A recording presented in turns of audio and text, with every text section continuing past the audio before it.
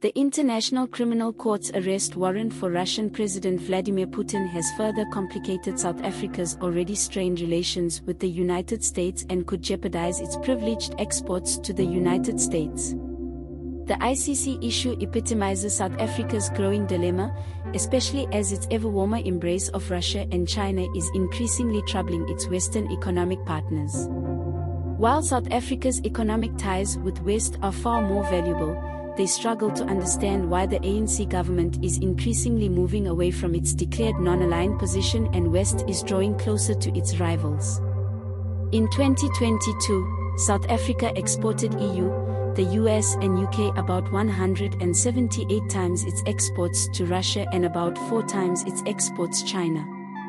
The 2022 figure represented approximately 20% of total SA exports to the USA and greatly contributed to SA registering a trade surplus of approximately $141 billion with USA.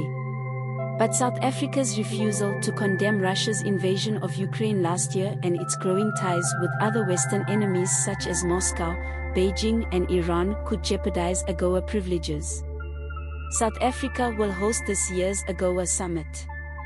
It was originally scheduled for September, just days after country hosts the annual summit of BRICS Forum, comprising Brazil, Russia, India, China and South Africa. Minister of International Relations and Cooperation, Naledi Pandor, recently confirmed that Putin was invited to the BRICS summit together with the leaders of other BRICS countries. If South Africa accepts a fugitive from ICC in August, most, if not all, of the US senators and representatives who will attend Agoa summit in September will likely not.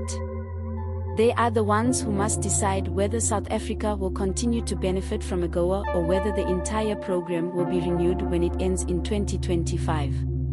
In February, Chairman U.S. House Representatives Africa Subcommittee fellow Republicans tabled a resolution urging Biden administration to reconsider its relations with South Africa, including benefits Agoa because U.S.'s growing ties and dwindling ties to Russia-China. With the USA, House Resolution 145 referred a joint naval exercise South Africa conducted with Russia and China off the KwaZulu-Natal coast in February, and expressed concern over the alleged Chinese permission to set up a police station in South Africa monitor Chinese dissidents.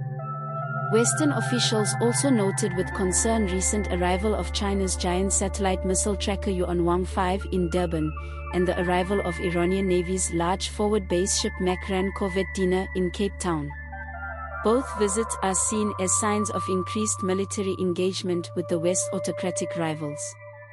You say you're disconnected, but you haven't seemed disconnected for the past few months, said a Western diplomat.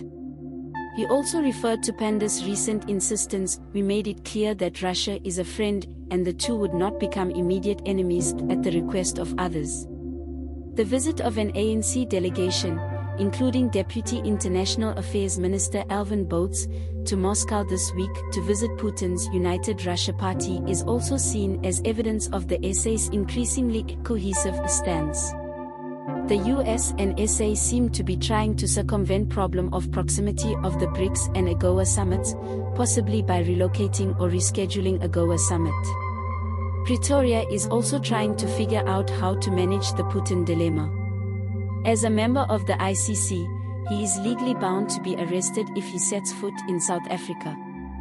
The government is seeking legal advice on how to invite him without having to arrest him. But most legal experts believe Pretoria will have to ask him not to visit South Africa for the BRICS summit. Some economic commentators are puzzled that Pretoria could jeopardize its valuable economic ties with the United States and other Western states for the sake of better ties with states which it does relatively little trade, such as Russia, China and Iran. Russia has never disrupted 1% of our trade in the last 10 years, says Donald MacKay, president of XA Global Trade Advisors.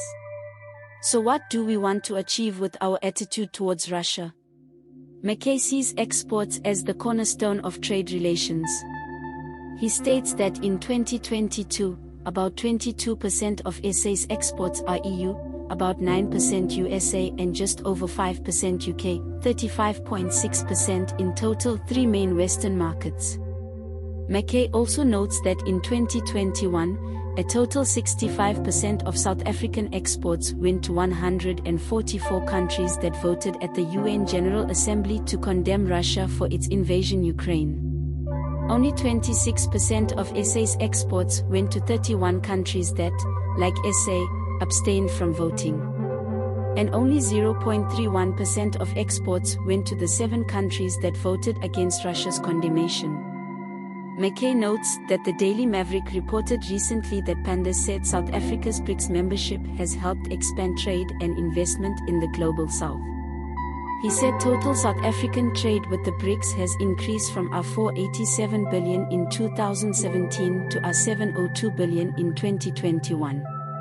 At Daily Maverick, BRICS collaboration helps address the challenges facing Global South, but MacKay said SA's trade with leading Western countries is much more beneficial because a significantly larger proportion of its exports to these markets are value-added, manufactured goods that create more jobs.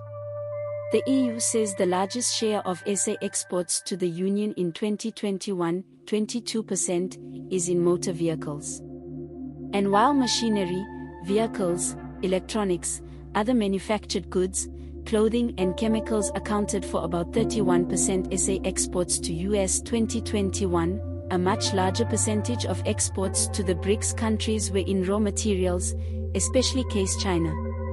MacKay says SA's exports to Russia are as small as 0.23% of all exports in 2021. Some analysts fear that SA may lose its AGOA advantages sooner, but MacKay suspects that the SA may lose them in 2025 when US Congress reviews AGOA. He said that if that happens, the biggest impact will be on the auto industry. The auto industry cannot replace lost US exports for exports elsewhere. MacKay notes that while many EU countries are also annoyed that South Africa is being dragged into Russia-China camp, a reciprocal free trade agreement with Union would offer SA some protection because they can't just pull back benefits as US did. But we may see that newly negotiated improved access to things like wine is taking too long to materialize, he said. He also thought that the EU could cooperate less when dealing with other trade issues, such as the carbon-bound adjustment mechanism in Europe to tax trade in carbon-intensive goods. On America's relations with the SA, US analyst points out that although House Resolution 145 is a few-toothed directive, it sends message to administration and the SA that Congress is watching over them. Also, from SA's position, Pandor expressed last week, while insisting that Russia will remain SA's friend despite criticism from the West, as well ex-President Thabo Mbeki's assertion that the world will be better off with a deal, draws attention to a growing problem. A diversified financial system rather than an over-reliance on the US dollar, a reliance that he claims is exacerbating the conflict in Ukraine. He believes withdrawing from AGOA is a possibility, especially since Republicans control the House of Representatives. But he also believes the Democratic Senate and the Democratic Biden administration can curb it. I doubt it will go that far as we have other issues to deal with SA, including the US spending $700 million a year on healthcare in South Africa. Tony Carroll, a veteran Washington-based South Africa observer, Director of Equus Capital and an adjunct professor in the African Studies program at Johns Hopkins University, agrees, saying, "I wouldn't ring the alarm bells now, but I do get a faint smell." DM 168 Trading Facts export from SA in 2022 to EU 21.7%, to UK 5.1%, to China 9.4%, to Russia only 0.23%. Motor vehicles account for the highest share of SA's exports to the EU, with 22%. In 2022, SA recorded a trade surplus of approximately $36 billion with the EU. AGOA SA exports to the US under AGOA in 2022 exceeded $53 billion, an increase from just over $37 billion in 2021. The 2022 figure represented approximately 20% total SA exports of our $257 billion to the USA, and SA recorded a trade surplus of $141 billion with USA in 2022. Investment source of FDI stock in SA in 2020 EU 40